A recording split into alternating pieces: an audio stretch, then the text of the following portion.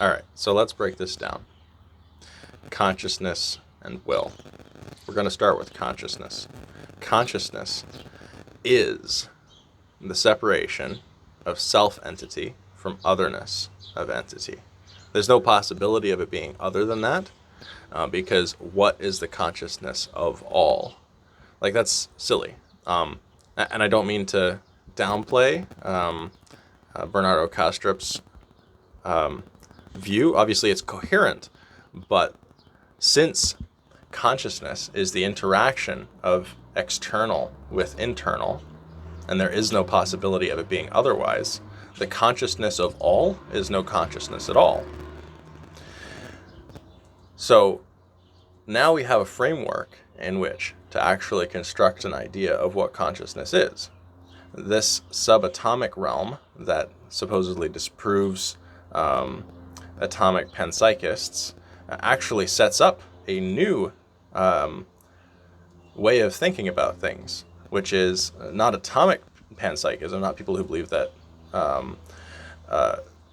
psychological phenomena come from distinct particulate entities, but that consciousness is the result of some kind of a bounding or boundary of space, some kind of a separation of self from other.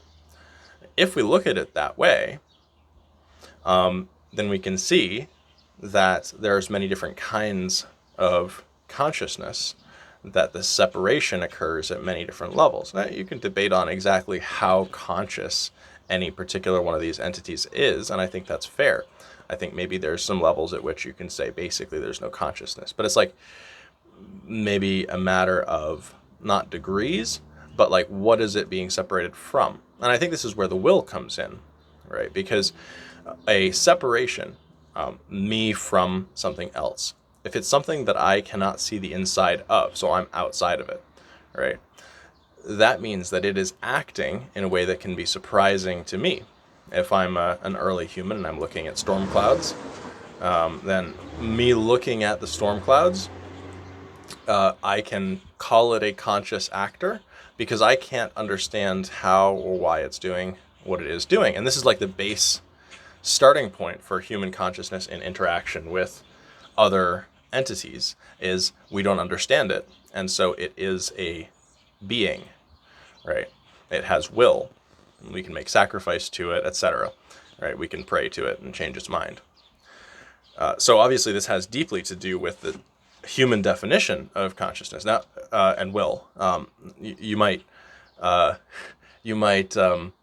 disagree with how accurate that definition is, but it's definitely the starting point for that definition. Now, but the thing is, I don't think it is inaccurate just because we can look inside of that black box of the other and understand what it is, because there are some black boxes of the other that we can't look inside. So obviously when we look inside of how storms work, we can kind of figure out how they work, and we can dispel the notion that they have will. All right, but we're not actually dispelling the notion that they have will. We just are an entity with the capacity to see inside the will.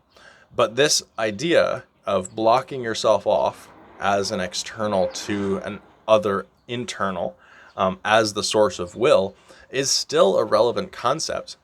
It's just that we've become something that does not block off the internal from our external. So if you look at something like humans with the ultimate level of will, if you want to believe that, then you can look at them as that being who is an external to God's internal. Like, we can make decisions that God did not make. And that's what allows for the possibility of the fall, but it's also what free will is a blocking off of our internal from his internal. We become external to him.